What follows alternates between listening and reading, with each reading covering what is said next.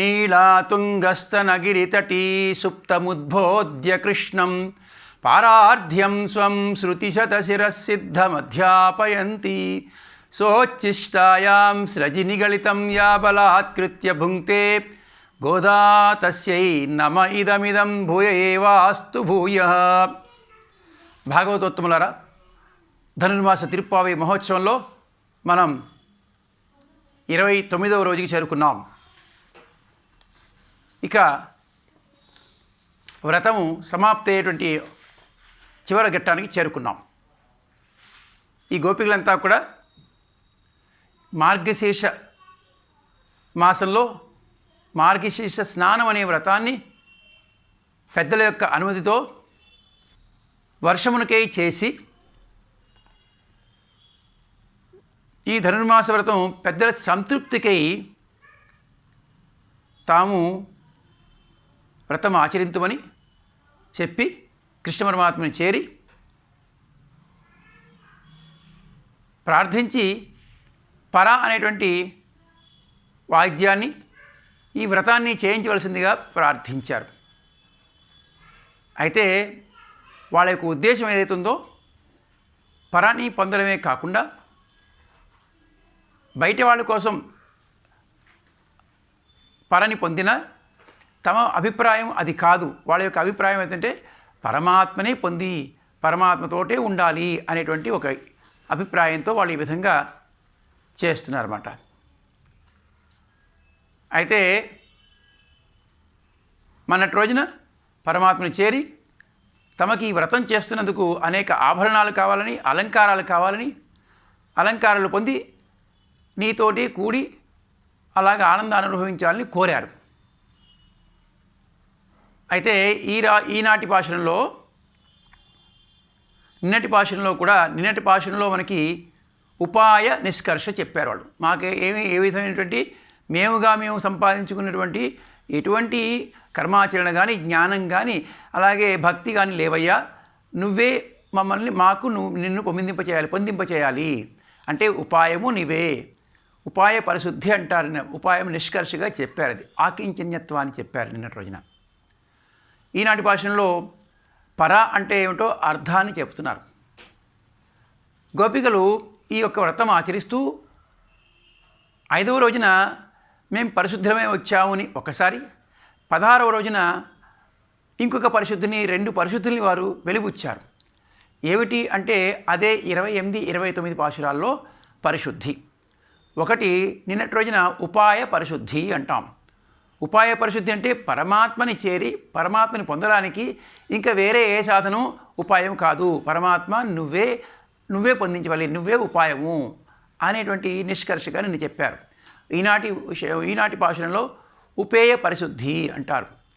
ఉపేయ పరిశుద్ధి అంటే నిన్ను పొందడము అని చెప్పేసి ఈ విధంగా సిద్ధోపాయము అంటే సిద్ధించిన ఉపాయం ఇది పరమాత్మ అంటే ఆ విధంగా చెప్తూ ఈనాటి భాషలో తాము ఇన్ని రోజులు అయితే పరమాత్మని అంట సరే బాగుందర్రా వ్రతం చేశారు, మరి పర అనేది అడిగారు కదా, పర మీరు ప్రార్థించారు కదా ఇన్ని రోజులు, ఆ పరని ఇస్తాను, ఆ పరని పొంది మీరు కాస్త తీసుకుని వెళ్ళవచ్చు అన్నారట. అంటే అయ్యా స్వామి, మేము పర అంటే ఏమిటి, నువ్వు ఇలా అర్థం చేసుకున్నావా? పర అనేదానికి అర్థం ఏమిటో ఈరోజు చెప్తున్నారు. పశువులతో వెళ్ళి నీకు కూడా నీ యొక్క ఇది పోయిందా, ఆ స్మృతి పోయిందా నీకు? పర అంటే మా యొక్క మాటలకి అర్థం తెలుసుకోలేదా నువ్వు అని ఈ రోజున పర అనేదానికి అర్థం చెప్పి ఆ కృష్ణ పరమాత్మ ద్వారా తమ యొక్క పర అనేది ఏంటో దాన్ని స్పష్టంగా వివరిస్తారన్నమాట. ఇన్ని రోజులు పర అంటూ ఒక వాయిద్య విశేషంగా పేర్కొన్నారు. కానీ ఈ రోజున వీళ్ళు పర అంటే స్వామి ఎప్పటికీ ఉండే నీ కైంకర్యమే మాకు పర అని ఈరోజు నిష్కర్షగా దాన్ని కూడా వీళ్ళు చెబుతున్నారన్నమాట. ఆండాళ్ దివ్య తిరువడిగలే శరణం. சித்தும் சிறுகாலே வந்துன்னை சேவித்து உன் பொத்தாமரை அடியே போத்தும் பொருள் கேளாய். பெத்தும் மேத்துண்ணுங்குலத்தல் பிறந்து நீ குத்தே வளங்களை கொள்ளாமல் போகாது. இத்தை பறை கொள்வான் அன்றுண்கான் கோவிந்தா எத்தேக்கும் ஏழம் பிறவிக்கும் உந்தன்னோடு உத்தோமேயாவோம் உனக்கே நாமாட் செய்வோம். மத்தேனங்காமங்கள் மாத்தேலோரெம்பாவாய். ஆண்டாள் திவ்ய திருவடிகளே சரணம். పాశురార్థాన్ని ఒకసారి తెలుసుకుందాం, తర్వాత విశేషార్థాలు కూడా తెలుసుకుందాం. అయితే వీళ్ళు 2 పరిశుద్ధులని చెప్పారు. ఒకటి ఉపాయ పరిశుద్ధి, ఇంకొకటి ఉపేయ పరిశుద్ధి అని. ఉపాయ పరిశుద్ధి అంటే పరమాత్మని పొందిన తర్వాత పరమాత్మ యొక్క కైంకర్యం తప్ప ఇంకా వేరే దేన్ని కోరుకోకూడదు. పరమాత్మని పొందిన తర్వాత పరమాత్మ యొక్క కైంకర్యం తప్ప వేరే ఫలాన్ని పొందడం ఏదవుతుందో, ఇంకా అది పరమాత్మ చేరి ఇంకొక వేరే చిన్న ఫలాల్ని కోరుకుని వెనక్కి వచ్చేయడం ఏదైతుందో అది ఒక అపరిశుద్ధి. అలా కాకుండా కైంకర్యాన్ని కోరుకోవాలి, అది ఒక పరిశుద్ధి. ఆ తర్వాత ఆ కైంకర్యం పరమాత్మకు చేసేటువంటి కైంకర్యం ఏదైతుందో అది తనకు సంతోషం కలుగుతుంది, తనకు ఆనందం కలిగించేటువంటిది అనేటువంటిది ఇంకొక అపవిత్రత. కాబట్టి నేను చేసే కైంకర్యం అంతా కూడా పరమాత్మ ముఖ వికాసం గురించి, పరమాత్మ ఆనందం గురించి అనేటువంటిది ఇదొక పవిత్రత. ఈ 2 పరిశుద్ధుల్ని వీళ్ళు 5వ పాశురంలో 16వ పాశురంలో చెప్పారు. ఆ విధంగా చెప్పి ఈనాటి పాశురంలో వీళ్ళంతా కూడా పరమాత్మ నువ్వు మమ్మల్ని నీ కైంకర్యాన్ని, నిత్య కైంకర్యం, ఎప్పటికీ ఉండే కైంకర్యాన్ని మాకు కృప చేయవలసింది అని వీళ్ళంతా కూడా కోరారు. పాశురార్థం చూసుకుంటే సిత్తుం సిరుహాలే వందున్నే సేవెత్తు. తెల్లవారు, చాలా తెల్లవారు, సిత్తుం సిరుహాలే వందున్నే సేవెత్తు, చాలా తెల్లవారు, ఇంకా తెల్లవారికి ముందే తెల్లవారుజామునే వచ్చి వందున్నే సేవెత్తు, నీ దగ్గరికి వచ్చి మేము నిన్ను సేవించి, సిత్తుం సిరిహాలే వందున్నే సేవెత్తు ఉన్ పొత్తామరడియే పోత్తుం పొరుళకేళాయ్. ఇదిగో విను విను అంటున్నారు. మన గోధుమ కూడా చెప్పింది అనమాట. ఆ రోజున నీలాతుంగస్తన కృతి అధ్యాపయంతి పరార్థ్యం స్వం శృతిశతశిర సిద్ధం అధ్యాపయంతి అని చెప్పింది. అలాగే గోపికలు కూడా చెప్తున్నారు, ఇక మేము వచ్చి నీ బంగారు వంటి స్పృహణీయములైనటువంటి ఆ తామరల వంటి ఆ పాదపద్మాలకి మేము మంగళం పాడడం ఏదైతుందో దానికి కారణం ఏదో తెలుసుకో, విను అని చెప్తున్నారు. ఎందుకు వచ్చి మేము మంగళం పాడుతున్నామో విను అని వినవలసిందిని చెప్తున్నారు అనమాట. పొరుళ్ళు కేళాయ్ పెత్తమ్మే తిన్నంకులత్తలు పెరింది నీ కుత్తే విళంగళే కొళ్ళామలు పోగాదు. అయ్యా నువ్వు ఎక్కడ వచ్చావు, మాలోకి వచ్చావు, మేము నీ సౌలభ్యాన్ని చూపించుకోవడానికి ఎవరం మేము, పశువులు కాచుకునేటువంటి మా దగ్గరికి వచ్చి మా కులంలో పుట్టి మాలో ఒకటిగా పెరిగావు. కాబట్టి నువ్వు మాకు నీ యొక్క కైంకర్యాన్ని చేయడానికి తప్పనిసరిగా అవకాశం ఇవ్వవలసిందే. అలా ఇవ్వకుండా ఉండడానికి వీల్లేదయ్యా. పెత్తం తిన్నం కులతల నీ కుత్తే వెళ్ళంగానే కొళ్ళామని పోగాదు అంటున్నారు. ఇవ్వకుండా వీలు, ఇవ్వవలసిందే. మాకు నీ కైంకర్యం చేసుకునేటువంటి ఆంతరంగ కైంకర్యం చేసేటువంటి అవకాశం తప్పనిసరిగా ఇవ్వవలసిందే అని చెప్తున్నారన్నమాట. కొళ్ళామలు పోగాదు అంటే ఆయన అన్నారు, ఈ పర ఏదో అన్నారు తీసుకెళ్ళండి అయ్యా అంటే, పర కదా ఇత్త పరేహొల్వా నండ్రుగాన్ గోవిందా అని ఈరోజు కూడా గోవిందా అని చెప్తున్నారు. ఇత్తై పరేహొల్వాన్, ఇంతకాలం ఈ వ్రతం చేసింది ఆ పరాని వాయిద్యం తీసుకోవడానికి కాదయ్యా, పర మాకు అవసరం లేదు, పర కాదు, ఇత్తై పరేహొల్వాన్ అన్రుడుగాన్ గోవిందా, ఆ వాద్య విశేషమైనటువంటి పర అనే దాన్ని మేము తీసుకోవడానికి రాలేదయ్యా, అది కాదు మేము కోరుకున్నది. గోవిందా అన్నారు. గోవిందా అంటే ఏంటి, పశువులు కాచుకుని మేము ఆ మాటలకు అర్థం తెలియట్లేదు అనుకో అని గోవిందా అని గోవింద చెప్తుంది. ఎవరివి, గోవిందుడు అంటే పరిపూర్ణుడు అని చెప్పారు అంతా. అనేకమైన ఆ పరతత్వంలో ఉండేటువంటి ఆ కళ్యాణ గుణాలు ఏవైతే ఉన్నాయో అవన్నీ కూడా పరిపూర్ణంగా ఉండేటువంటి గోవిందా అని చెప్పడం కూడా ఉద్దేశం. ఆ విధంగా గోవిందా, అలాగా ఇత్తే పరగల్వాన్ అండనుగాన్ గోవిందా. ఏం చెప్తున్నారు వీళ్ళు, ఈ పర అనే దానికి అర్థం ఇప్పుడు చెప్తున్నారు. ఎత్తేక్కం ఏయం పిరవైక్కం ఉందన్నోడు ఉత్తోమేయావం ఉనక్కే నామాచైవోం. ఈరోజు పర అనే దానికి వీళ్ళు అర్థం చెప్తున్నారు. ఎత్తేక్కం ఏయం పిరవైక్కం, ఏమనుకుంటున్నారు వీళ్ళు, ఎప్పటికీ సర్వకాల సర్వావస్థలందు 7 జన్మల వరకు కూడా.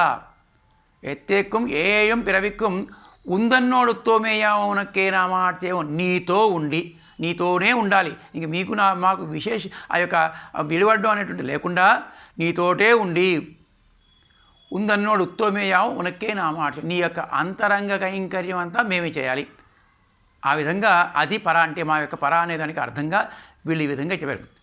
ఉత్తోమేయాం ఉనక్కే నామాట్యవం మత్తేనంకామంగళ్ మాత్. మాకు ఇంకా ఏమిటంటే ఇంకా మాకు ఫలంగా ఇంకా ఏ కోరికలు లేకుండా చేయవలసింది అని చెప్పి ఈనాటి భాషలో మత్తేనం కామంగళ్ మాత్తేలో రెంబావాయ్, ఆ విధమైనటువంటి కృప చేయవలసింది, కటాక్షించవలసింది అని వీళ్ళ కాస్త కూడా అంటున్నారు. ఆండాళ్ దివ్య తిరువడిగలే శరణం. చిత్తం సిరుహాలే అంటున్నారు మొదటి పదంగా. అంటే కాలే సిరుగాలే చిత్తం సిరుహాలే అంటారు.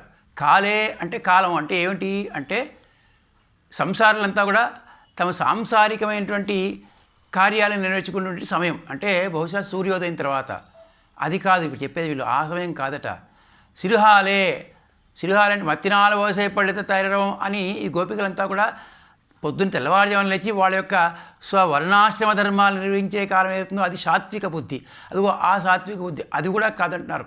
సిత్తుం సిరిహాలే అంటే ఇంకా అంటే భగవద్ గుణానుభవం చేయడానికి యోగ్యమైన కాలం ఏదవుతుందో దాన్ని వీళ్ళు సిత్తుం సిరిహాలే అని అంటున్నారట. ఇంకా ఇది కాకుండా కూడా మనకి ఇంకొక అర్థంగా చూసుకుంటే మనం కృష్ణ పరమాత్మని వీళ్ళు ఈ గోపికలంతా కూడా పట్టుకోవాలంటే ఎప్పుడు పట్టుకోగలరట? పొద్దున్న లేవగానే తెల్లవారుజామునే యశోదమ్మ కాస్త ఆ చిక్కం ఇచ్చి ఆ సద్ది మూట ఇచ్చి ఒక కర్ర ఇచ్చి ఆ పశువులంటే పంపించేస్తుంది. వెళ్ళిపోతాడు. వెళ్ళిపోయి ఎప్పుడు వస్తాడు? సాయంత్రం 6:30, 7 గంటలకు వస్తాడు. అప్పుడు ఏమో వచ్చినప్పుడు మనం దొరుకుతాడా? చూడగలము? అప్పుడు చూడలేము.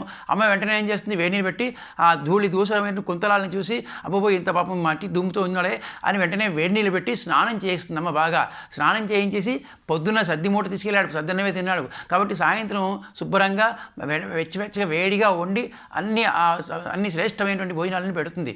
అదిగో ఆ భోజనం చేసిన తర్వాత కొంచెంసేపటికి హాయిగా విశ్రాంతి తీసుకుంటాడు. అమ్మ వాళ్ళు పడుకుంటారు. అమ్మ వాళ్ళతో పడుకుని కొద్దిసేపు పడుకున్న తర్వాత ఆయనకి పడుకున్నాడే కానీ ఆయనకి మనసు అక్కడ ఉండదు. ఎక్కడ? ఆ గోపికలందరినీ కూడా కలవాలి. కాబట్టి వాళ్ళంతా నిద్రపోయిన తర్వాత అటు యశోదమ్మ నందుని నిద్రపోయిన తర్వాత తను పడుకున్న దగ్గర 2-3 దిండ్లు పెట్టేసి ఒక దుప్పటి కప్పేసి పడుకున్నట్టుగా ఉండి వెంటనే 10-10:30కి వెళ్ళిపోతాడు అక్కడి నుంచి. వెళ్ళిపోయిన తర్వాత ఎప్పుడు 2 గంటల దాకా ఆయన ఆ గోపికలతో అక్కడ విహరిస్తూ 2 గంటలకు వస్తాడు.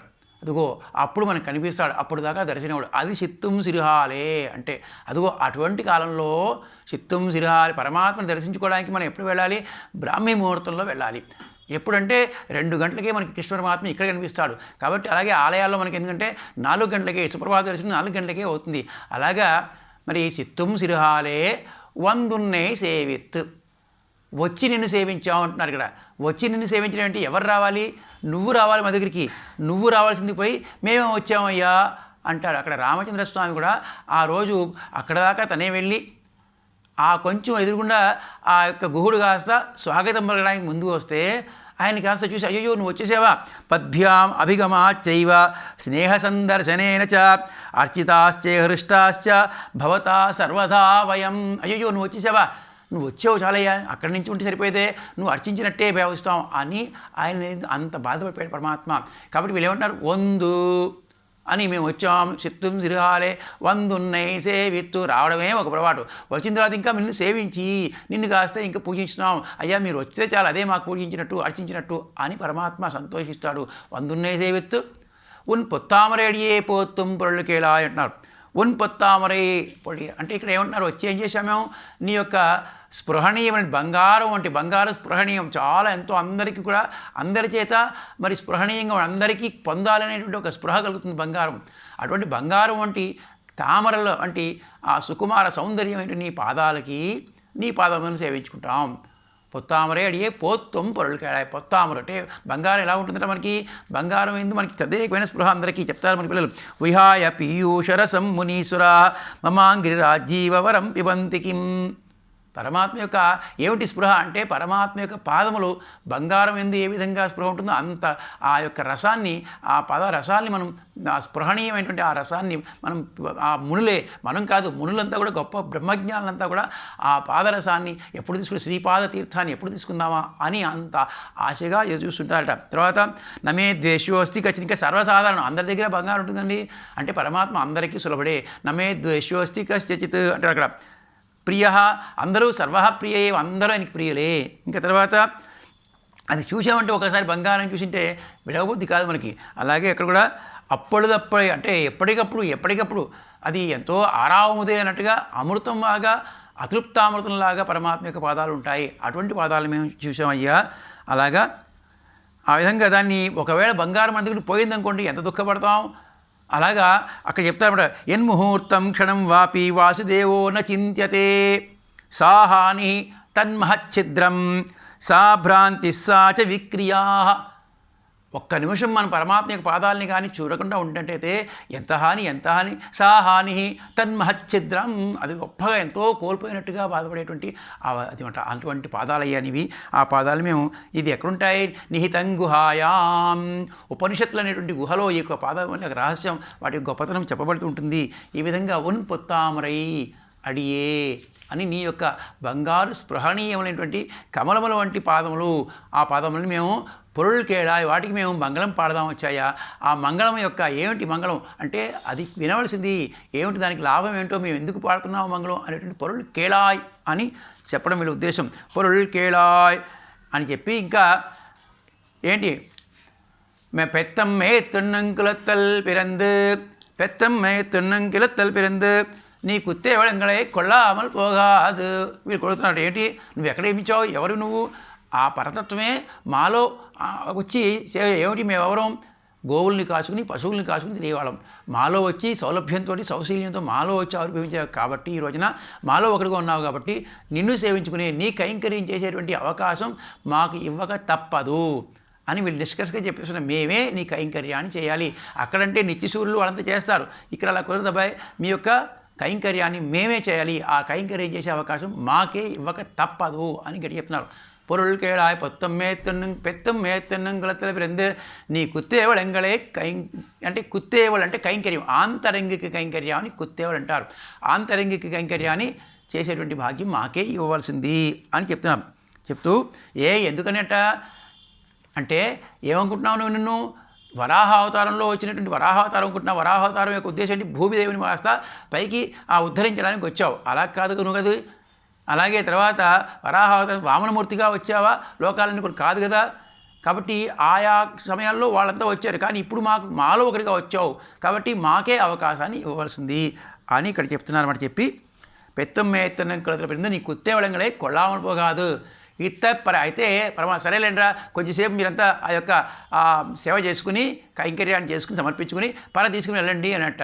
అయ్యయ్యో అలాగే మాట్లాడుతున్నామేంటయ్యా, గోవిందా అని అన్నావు. ఇక్కడ గోవిందానికి ఇక్కడ ఒక విధంగా కొంచెం వెటకారంగా కూడా మాట్లాడుతున్నావు. గోవిందా అంటే గోవుల్ని రక్షించేవాడు, గోవులు వెంట వెళ్ళి ఈ విధంగా నువ్వు కూడా అట్లా వచ్చేసిందమ్మా, మాటలో అర్థం తెలియట్లేదా మాకు, మేము ఏమని చెప్తున్నామో ధ్వన్యర్థం అంటారు. మనకి ఆండాళమ్మ మనకి అందించినటువంటి ఈ యొక్క ప్రతి పదంలో కూడా ధ్వన్యర్థమే, కేవలం వాచికమైన అర్థం కాకుండా ధ్వన్యర్థం కూడా ఉంటుంది. పరాని అంటున్నాను, మేము బయట వాళ్ళ గురించి చెప్తున్నాం, మా అంతరంగం నువ్వు తెలుసుకోలేవా అని వీళ్ళు అడుగుతున్నామట. పెత్తమ్మ ఎత్తనంగులతల మీద కుత్తే వళంగళే కొలా ఇత్తే పరగొల్వా నన్రుగాన్ గోవిందా, నువ్వేదో పరా అంటున్నావు, ఆ పర ఇచ్చే మేము తీసుకునేవాళ్ళం కదయ్యా అని అండ్రుగాన్ గోవిందా. పర అంటే ఆ వాయిద్యం తీసుకోవడానికి వెళ్ళదే మేము, మరి ఏమిటయ్యా మీ ఉద్దేశం ఏంటి అంటే, ఎత్తేక్కుం ఏం పిరవెక్కుం ఉందన్నోడు ఉత్తోమేయం ఉనకే నామాట్ చేయవం. ఎప్పటికీ కూడా ఎత్తేక్కుం ఏం పిరవెక్కుం 7 జన్మల కంటే అక్కడ చెప్తారు మనకి, దేవత్వే దేవదేహేయం మనుష్యత్వే చ మానుషీం అంటారు. నువ్వు ఏ అవతారంలో దేవావతారం వచ్చావనుకో ఆ దేవదేహంలోనే ఉంటావు, మేము కూడా అలాగే నీకు వెంటనే అనుసరిస్తూ తదేకంగా ఆ యొక్క యోగ్యమైనటువంటి ఒక స్వరూపాన్ని లేదు మనిషిగా ఆవశించావు, మేము కూడా మానుష జన్మనెత్తే నీకు అలాగా 7 జన్మలకి ఎప్పటికీ కూడా మేము నీ యొక్క కైంకర్యం చేసుకునేటువంటి అవకాశం. ఎత్తేక్కుం ఏం పిరవెక్కుం ఉందన్నోడు ఉత్తమేయావునకే నామాడ్చేవం, మేము చేసే సర్వవిధ కైంకర్యాలు కూడా నీకే చెందవలే, అదే మాకు పరా అన్నటువంటి ఆ యొక్క అవకాశాన్ని మాకు ఇవ్వాల్సింది అని ఏం పిరవెక్కు ఉందన్నోడు ఉత్తమేయావనకే నామాడ్చేయం మత్తేనం కామంగళ మాతేలు రంబావాయ్. ఇంకా మాకు ఎటువంటి కోరికలు లేకుండా ఉండేటువంటి వరాన్ని కూడా ఇవ్వాల్సింది. ఆ రోజున నృసింహావతారంలో ఆ హిరణ్యకశిపు వధ అయిన తర్వాత ప్రహ్లాదుని ఆ స్వామి నృసింహస్వామి కాస్త ఒక వరాన్ని కోరుకోమంటాట. ఏమయ్యా పాప ఇంత కష్టపడ్డావు ఇన్ని రోజులు, కాబట్టి ఏమైనా వరం కోరుకో అంటే, ఏ వరం కోరుకోవాలి స్వామి, నాకు ఇంకా వేరే ఏమి లేదు అంటే, అలా కాదు కోరుకుంటే ఒక పని చేయి, అయితే నాకు ఇంకా కోరికలు లేనటువంటి వరాన్ని ఇవ్వాలి, కోరికలు కలగకూడదు అనేటువంటి కలగకుండా ఉండేటువంటి వరాన్ని ఇవ్వు అన్నట్టుగా వీళ్ళు కూడా మత్తేనం కామంగల్ మా అంటే వద్దు, ఇక మాకు వేరే కోరికలు నిన్ను నీ కైంకర్యం చేయడం, నిన్ను పొందడం తప్ప నీతో ఉండడం ఎప్పటికీ ఇంకో వేరే కోరిక లేకుండా ఉండేటట్టుగా మాకు చేయవలసింది. మత్తేనం కామంగల్ మాత్ ఏలో రంబావాయ్ అని ఈ రోజున వీళ్ళంతా కూడా పరమాత్మని ప్రార్థించారు. తమ ప్రాప్యం వెంటనే కైంకర్యం అనేటువంటి దాన్ని, అలాగే నీతో కూడి ఉండే కైంకర్యం చేసుకునేటువంటి అవకాశం మాకు ఇవ్వాల్సిందని పర అనేదానికి అది పరమపదం, పరమప్రాప్యమైనటువంటి పరమ పురుషార్థం అని ఆ కైంకర్యం అని వీళ్ళు కోరుకున్నారు. ఆండాళ్ దివ్య తిరువుడే శరణం. வங்கக்கடல் கடைந்த மாதவனை கேசவனை திங்கள் திருமகத்துச் சேழையார் சென்னிரஞ்சி அங்கப்பரகொண்டு வார்த்தை அணிபுதவை பைங்கமலர் தண்டறியல் பட்டர்பிரான் கோதை சொன்ன செங்கத்தமி மாலே 30 தப்பாமே இங்கு இப்பரிசுரை பார் 2 மாழ்வரை தோள் செங்கண் திருமகத்துச் செல்வத் திருமாலால் எங்கும் திருவள்ளல் பெற்று இம்பெருவரம்பாவாய். ఆండాళ్ దివ్య తిరువడిగలే శరణం. ఈ 30వ పాసురం ఫలశ్రుతి అని చెప్పుకున్నాం. ఇందులో ఈ ఫలశ్రుతిలో ఆండాళ్ తల్లి ఆనాడు ద్వాపరయుగంలో గోపికలంతా కూడా కృష్ణ పరమాత్మని కాత్యాయని అనే వ్రతాన్ని ఆచరించి ఎలాగైతే కృష్ణ పరమాత్మని పొందారో, ఆనందాన్ని పొందారో, భగవద్ ఆనందాన్ని, అలాగే తను కూడా శ్రీవిల్లిపుత్తూరులో ఉంటూ ఆ వడపెరుంగలుడయాన్ వటపత్రసాయిని కృష్ణ పరమాత్మగా అనుకుంటూ తను కాస్త ఈ వ్రతాన్ని ఆచరించి తను కూడా భగవద్ అనుభవాన్ని పొందింది, భగవంతుణ్ణి పొందింది. ఈ 30వ రోజున మనకి ఇక్కడ గోదా కళ్యాణం చేసుకుంటాం. గోదాదేవి ఆండాళ్ తల్లి ఆ విధంగా ఆ పరమాత్మని ప్రార్థించి పరమాత్మని తప్ప ఇంకెవరిని పెళ్లి చేసుకోననేటువంటి ఉద్దేశంతో ఆ వ్రతం ఆచరించి ఎలాగైతే కృష్ణుని పొందారో గోపికలంతా కూడా అలాగే తను కూడా ఇక్కడ శ్రీరంగనాథుడిని పెళ్లి చేసుకుంది. శ్రీరంగనాథుల్లో ఐక్యమైంది అని మరి పెద్దలు చెప్తారు. ఎప్పుడైతే ఈ విధంగా శ్రీరంగనాథున్నో ఆయన్ని ఐక్యమై ఆయనతో కలిసిందో అప్పుడు భోగము అంటారు. దీన్ని బ్రహ్మానందం అంటే ఒక పెద్ద మహాభోగం. అది దానికి మించినటువంటి ఆనందం, వైభోగం ఇంకోటి లేదు. కాబట్టి ఈ రోజున మనంతా కూడా భోగి పండుగ అనే పేరు రావడానికి కూడా కారణం అదే అని మన పెద్దలు చెప్తారు. ఆ విధంగా ఇది ఫలశ్రుతిగా అమ్మ ఆచరించి తను భగవంతుని పొంది ఆ భగవద్ అనుభవాన్ని, ఆ భోగాన్ని కూడా పొంది మనందరికీ కూడా తర్వాత వాళ్ళందరికీ కూడా వచ్చే విధంగా ఎవరైతే ఈ విధంగా పరమాత్మ యందు తదేకమైనటువంటి దృష్టి కలిగినటువంటి వాళ్ళై భగవద్ అనుభవాన్ని పొందాలనుకుంటారో వాళ్ళందరూ కూడా ఈ అమ్మ అందించినటువంటి ఈ తిరుప్పావై అనేటువంటి దివ్యమైనటువంటి ప్రబంధం, ఉపనిషత్ రహస్యపూర్వకమైనటువంటి ఈ గ్రంథాన్ని అంత గొప్పగా చేయకపోయినా కనీసం చదివితే 30 రోజులు 30 తప్పామే అంటుంది. 30 రోజులు చదివినా సరే వాళ్ళకి ఎటువంటి అక్కడ గోపికలు ఏ విధమైనటువంటి ఫలాన్ని పొందారో, గోదమ్మ ఏ విధమైనటువంటి ఫలాన్ని పొందారో అటువంటి సుఖ సంతోషాలను అందరూ కూడా పొందుతారు అని ఫలశ్రుతిగా ఈ యొక్క పాశురాన్ని చెప్పింది. అయితే ఇందులో ఒక పాశుర అర్థాన్ని కూడా కొంత మనం తెలుసుకుందాం. వంగ కడలగడయింద మాధవనే కేశవనై అని ముందు పదం, ముందు ఒక వాక్యం. వంగ కడలగడయింద అంటే ఆ గోపికలందరికీ కూడా అక్కడ గోదమ్మకు కూడా తదేకమైనటువంటి ఆనందం కలిగింది. ఎందుకంటే ఈ పరమాత్మకి ఆనందం ఏమిటి? జీవుల్ని పొందాలి, జీవులు నా వాళ్ళు, వీళ్ళని పొందాలి అనేటువంటి ఒక ఆనందం. ఎప్పుడైతే ఆనందంగా ముఖ వికాసం ఉందో వీళ్ళకి ఆ రోజున ఎప్పుడు అమ్మవారు లక్ష్మీ అమ్మవారిని పొందడానికి గురించి పరమాత్మ యొక్క ఆ ప్రయత్నం ఏదో క్షీరసాగర మథనం అనేటువంటిది ఒకటి చేశాడు స్వామి. మామూలుగా మనకి ఏమనిపిస్తుంది? దేవతలకి అమృతం ఇవ్వడానికి క్షీరసాగర మథనం చేశాడు అని అనుకుంటాం. అదొక మిష. దేవతల కార్యం అనేటువంటి మిషతోటి ఆ సముద్ర మథనం చేసి ఎందుకు చేశాడు పరమాత్మ అంటే లక్ష్మీ అమ్మవారిని పొందడానికి పొందాడు పరమాత్మ. అలాగే ఈ గోపవృద్ధుల యొక్క వ్రతము అనేది మిషతోటి గోపవృద్ధులకి ఒక వ్రతం అనేది మిష కల్పించి కృష్ణ పరమాత్మ కూడా తాను ఈ గోపికలందరినీ పొందాడు కాబట్టి ఆనందం. అదిగో అందువలన భగవంతుని యొక్క ముఖ వికాసాన్ని చూసి వీళ్ళందరికీ కూడా ఒక్కసారి ఆ యొక్క క్షీరసాగర మథన వృత్తాంతాన్ని జ్ఞాపకం చేసుకుంటున్నారు. వంగ కడలగడయింద కేశవనై మాధవనై కేశవనై అంటున్నారు ఇక్కడ. వంగ కడలగడయిందం ఏమిటి? కడల్ అంటే సముద్రం. సముద్రాన్ని వధించినటువంటి స్వామి ఎలాగ వధించాడు? ఆయన లక్ష్మీ అమ్మవారిని పొందడానికి వధించాడు. కానీ అందులో ఆ సముద్రంలో క్షీరసాగరంలో పడవలు ఉంటాయట. ఆ పడవలకి ఎటువంటి భంగం వాటిల్లకుండా చాలా నేర్పరితనంగా ఆ సముద్ర మథనం కావించాడు, క్షీరసాగరాన్ని మధించాడు అని మనకి చెప్తారు. అయితే ఏమిటండి క్షీరసాగరంలో పడవలు ఉంటాయంటే ఉండొచ్చు కనుక ఎందుకు ఉండవు? అందులో అక్కడ పరమాత్మ యొక్క శేషశల్పం ఏదైతుందో అదే ఒక పెద్ద పడవ. అది కాకుండా మనకి ఆచార్యపరంగా పెద్దలు చెప్తారు ఏంటంటే ఈ శరీరం అనేటువంటిది ఒక పడవ. ఏమిటి? పరమాత్మ ఎందుకు అంటే జీవుల్ని పొందడం తనకి ముఖ్య ఉద్దేశ్యం. సంసారం అనేటువంటి ఈ సాగరంలో తన సంకల్పం అనేటువంటి ఒక మందర పర్వతాన్ని వేసి దానికి ప్రేమ అనేటువంటి ఒక తాడుని కట్టి తదేకంగా మధిస్తాడట ఈ జీవుణ్ణి. మధిస్తే ఈ జీవుడు కూడా యోగ్యుడై తన దగ్గరికి చేరుకోవడానికి యోగ్యుడై ఈ సంసారం నుంచి ఉద్ధరింపబడతాడు. అందులోంచి అమ్మవారు ఎలాగైతే ఉద్భవించి పరమాత్మను చేరుకుందో అలాగే ఈ జీవుడు కూడా ఈ సాంసారికమైనటువంటి ఇవన్నీ పోగొట్టుకుని ఆత్మగుణాలు కలిగినటువంటి వాడే, స్వస్వరూప జ్ఞానం కలిగినటువంటి వాడే పరమాత్మని చేరుకుంటాడు. అలాగే పరమాత్మ తన దగ్గరికి చేర్చుకుంటాట. ఆ చేర్చుకోవడానికి తను ఎంతో పాపం శ్రమ పడతాడు. అలాగా అమ్మవారిని ఆ విధంగా ఆ రోజున లక్ష్మీ అమ్మవారిని పొందడానికి తానే అన్నీ అయ్యాడు. మందర పర్వతం అయ్యాడు. దాని కింద ఆ మందర పర్వతం మునిగిపోతుంటే దాని కింద తానే కుర్మ రూపంగా అక్కడ దాల్చి దాన్ని పైకి లేపాడు. దానికి తాడుగా వాసుగిరి కట్టి దాంట్లో కూడా తనే ఉండి అటు దేవతల్లో ఇటు రాక్షసుల్లో తనే ప్రవేశించి అంతటా కూడా తనే ఉండి ఎంతో శ్రమపడ్డాడు పాపం అమ్మని పొందడానికి. అదిగో అలాగే మాధవ అంటే మాధవ శబ్దానికి అర్థం మాధవుడు అయ్యేటప్పుడు. అలాగే ఆ విధంగా కేశవ అని 2 నామాలు చెప్తున్నారు. కేశవుడు అంటే ఏంటి? అప్పుడు అంత శ్రమ పడినప్పుడు ఆ యొక్క కేశవులన్నీ కూడా జుట్టు కాస్త విడిపోయింది, విప్పారింది. ఆ కేశవులు విప్పారడం వల్ల కేశవుడు ఎంతో అందమైన స్వరూపం. ఆ విధంగా అందంగా ఆ స్వరూపంలో ఆయన కాస్త ఆ విధంగా ఉండడం వల్ల కేశవుడు. అదే కాకుండా కేశ శబ్దానికి కేశ అనే రాక్షసుని కూడా కృష్ణావతారంలో కేశ అనే రాక్షసుని చంపినటువంటి మా అందరికీ ఆనందం కలిగించిన వాడు. ఇంకా కైతి బ్రహ్మణో రూపం ఈశోహం సర్వదేహినాం ఆవాం తవాంగ సంభూతో తస్మాత్ కేశవ ఉచ్యతే అన్నట్టుగా అక్కడ బ్రహ్మరుద్రేంద్రాదులందరికీ కూడా నిర్వాహకుడు అంటారు. బ్రహ్మరుద్రాంధ్రులు కూడా పరమాత్మ యొక్క దేహం నుంచి ఆవిర్భవించారని వాళ్ళు నిర్వహించేవాడు అనే ఉద్దేశంతో కేశవ శబ్దానికి మన పెద్ద అర్థం చెప్తాడు. ఈ విధంగా కేశవుడు అంటే కేశవ స్వరూపం అందమైనటువంటి రూపుడు.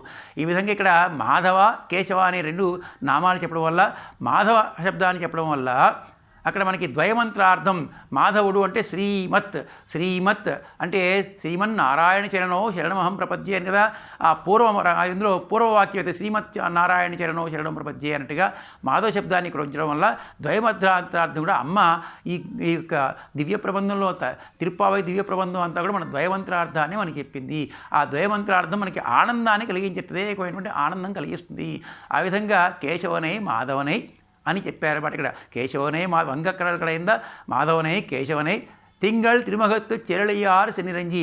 అతన్ని కృష్ణ పరమాత్మని ఎవరు వెళ్ళారు ఆ రోజున వ్రతం చేసి అంటే ఆ చంద్రమండలం వంటి ముఖమైన ఆ అందమైనటువంటి కాంతివంతమైనటువంటి ముఖములు కలిగినటువంటి ఈ గోపికలంతా కూడా ఆ కృష్ణ పరమాత్మని చేరి తింగళ్ తిరుమగత్తు చెరళయ్యారు శనిరంజి ఆ విధంగా అంగ పరగొండు వార్తై. అప్పుడు ఆ రోజు వీళ్ళంతా కూడా పర అనేటువంటి దాన్ని పొందినటువంటి ఈ యొక్క వార్త ఏదైతుందో ఈ కథని అంతా కూడా అంగ పరగొండు వార్తై అని చెప్పి ఇక్కడ మనకి అటువంటి ఆ దాన్ని గోధుమ మనకి అందించింది. ఆ వృత్తాంతాన్ని తెలుసుకున్నటువంటిదే ఆమె. దాన్ని అణిపుదవై పైంగమల తండరియల్ పట్టబిరాన్ కోదేశన్న అని చెప్తారు. అణిపుదవై అదే వృత్తాంతాన్ని ఈ మండలం అంతా అందమైనటువంటి ఈ మండలంలో అంతా కూడా ఈ భూమండలంలో అంతా కూడా అందరికీ అందించే విధంగా అణిపుదవై పైంగమల తండరియల్ పట్టబిరాన్ కోదేశన్న. ఇక్కడ ఎవరు మనకి అందించినటువంటి పైంగమలలు అంటే ఆ తామర పూసల యొక్క మాలను ధరించినటువంటి పట్టరబిరాన్ అంటే విష్ణు చిత్తుల వారు. పిరాన్ అంటే మనందరికీ ఎంతో ఉపకారకుడు అర్థం. ఎంతో ఉపకారం చేశారు యొక్క విష్ణు చిత్తుల వారు. అటువంటి ఆ ఉపకారకుడైనటువంటి పట్టరబిరాన్ కోదై సొన్న ఆ పట్టపురాన్ ఆ యొక్క విష్ణు చిత్తుల వారి యొక్క కుమార్తె అయినటువంటి గోధమ్మ చెప్పినటువంటి ఈ వ్రతాన్ని అని చెప్పడం. ఇక్కడ పట్టరబిరాన్ కోదయ అంటే అమ్మకు కూడా పట్టరబిరాన్ కోదయ అంటేనే సంతోషం. అక్కడి ఉట్టి కోదయ అంటే కాదు, కోదయ అంటే మాల అని అర్థం. గోదా అని సంస్కృత పదానికి వికృతిగా కోదై అని తమిళ పదం. గోదా అంటే గోవులు అంటే గో అనే శబ్దానికి వాక్కుని అర్థం ఉంది. మంచి వాక్కులను ఇచ్చేటువంటిది, వాక్య జ్ఞానాన్ని ఇచ్చేటువంటిది అమ్మ. అదిగో దానికి కోదై అంటే మాల అంటారు. పూమాల ఏమిటి? ఈ 30 పాశురాలు ఈ యొక్క గ్రంథం ఏదైతే ఉందో రత్నముల వంటిది, ఎంతో మాలగా కూర్చున్నటువంటిది. ఇందులో ఒకటి తక్కినా ఆ యొక్క మాలకి అందం పోతుంది. కాబట్టి 30 దప్పామే అంటారు. మనకి 30 పాశురాలని రోజు మనం అనుసంధానం చేస్తూనే ఉండాలి. ఎందుకని? అనర్ఘమైన రత్నాలు ఇవన్నీ కూడా ఉపనిషత్ రహస్యాలు, వేదార్థం ఇందులో చెప్పబడింది. కాబట్టి అటువంటి గొప్పైనటువంటి ఈ యొక్క దివ్య ప్రబంధాన్ని, తిరుప్పావై ప్రబంధాన్ని ఎవరైతే 30 రోజులు శ్రద్ధగా ఒకటి కూడా తప్పకుండా చదువుతారో వాళ్ళకి ఆ రోజు గోపికలకు పొందినటువంటి ఆ భగవద్ అనుభవం, అలాగే గోధుమ పొందినటువంటి ఈ భగవద్ అనుభవం ఇవన్నీ కూడా అని కలిగి సకల సమృద్ధులు కలుగుతాయి, సుఖ సంతోషాలతో ఉంటారు అని இங்கு பரிசுரைப்பார் இரண்டு மாழ்வரை தோள் செங்கண் திருமகத்துச் செல்வத் திருமாலால் ఎంగం తిరువళలు పెట్టు ఇంబెరువరెంబావాయ్. ఎవరైతే గోదమ్మ అందించినటువంటి ఈ 30 పాశురముల యొక్క దివ్య ప్రబంధాన్ని అనుసంధిస్తారో, రోజు తప్పకుండా 30 తప్ప ఆమె 30 తప్పకుండా అనుసంధిస్తారో వారికి పరమాత్మ కటాక్షం ఎటువంటి అంటే ఈ రెండు మాడవరై తోళ్. ఈ రెండు అంటే రెండు రెళ్ళు నాలుగు భుజములు, పెద్ద భుజములు, పర్వతముల ఉండేటువంటి పెద్ద భుజములు కలిగినటువంటి యొక్క ఆ పరమాత్మ. ఇంకా శంగణ్ తిరుమగత్తు చెల్వ తిరుమాలాల్, ఎర్రని కళ్ళు కలిగినటువంటి స్వామి. ఏంటంటే ప్రేమకి పరమాత్మని మనం చూడంగానే పెద్దగా అయిపోతాయి భుజాలు, అందరినీ తన దగ్గర చేర్చుకోవాలనే ఉద్దేశంతో ఆ పర్వతముల వలె అయిపోయినటువంటి ఆ భుజములతోటి, ఎర్రని కళ్ళతోటి కలగలిగినటువంటి స్వామి. ఇంకా శంగణ్ తిరుమగత్తు చెల్వ తిరుమాలాల్, సంపద కలిగినటువంటి అమ్మతోటి కూడుకున్నటువంటి స్వామి యొక్క కటాక్షం మనందరికీ కూడా కలుగుతుంది అని. ఎంగం తిరువళల్ పెత్తు ఇంబెరువరెంబావాయ్. అంతటా కూడా ఎవరైతే ఈ యొక్క దివ్య ప్రబంధాన్ని అనుసంధానం చేస్తారో అందరూ కూడా అంతటా లోకం అంతటా కూడా వాళ్ళకే కాకుండా అంతటా లోకం అంతా కూడా సుఖాన్ని పొందుతారు అని మనకి చెప్తామట. అయితే ఇక్కడ ఒక చిన్న రహస్యం ఏంటంటే మనకి రెండో రోజున గోదమ్మ ఏం చెప్పింది? రెండో రోజున పార్కడలు పెయ్యుత్తీంద్ర పరమనడిపాడి అంటే పాలకడలలో హాయిగా పడుకున్నటువంటి, మెల్లగా పడుకున్నటువంటి ఆ పరమాత్మ యొక్క పాదములను పాడి అని చెప్పి ఆ రోజున పాదములను మనం ముందుగా పాడి, ఈ రోజున ఏం చెప్పింది? కేశవ అని నామం పెంచింది ఒకట. మాధవనై కేశవనై. ఈరోజు మాధవుడిని కేశవుని మనం మళ్ళీ పాడుతున్నాం. అంటే అక్కడ అడిపాడి అని, ఇక్కడ కేశవనే పాడి అనడం వల్ల పాదమును మొదలుకొని కేశ పర్యంతం, పాదాది కేశాంతం భగవంతం దర్శేత్ అని మనకి చెప్తారు పెద్దలు. అలాగే పాదం మొదలుకొని కేశముల దాకా మనం పరమాత్మ యొక్క దర్శనం చేసుకున్న వాళ్ళే మనం అంతా పరమాత్మ కటాక్షానికి మనం ఆ విధంగా పాత్రులు అవుతాము అని, అంతటా కూడా సుఖం కలుగుతుంది అందరికీ అని ఈ యొక్క ఆ పాసురంలో ఫలాన్ని ఉద్దేశించి ఇది ఫలశ్రుతి అన్నమాట. ఫలశ్రుతి పాశురంగా మనకి అమ్మ అందించింది. కాబట్టి ఈ విధంగా అందరం కూడా దీన్ని మనం అంతా కూడా అనుసంధించుకుని ఆ అమ్మ యొక్క కృపకి పాత్రులవుదాం. ఆండాళ్ తిరువదిగళే శరణం.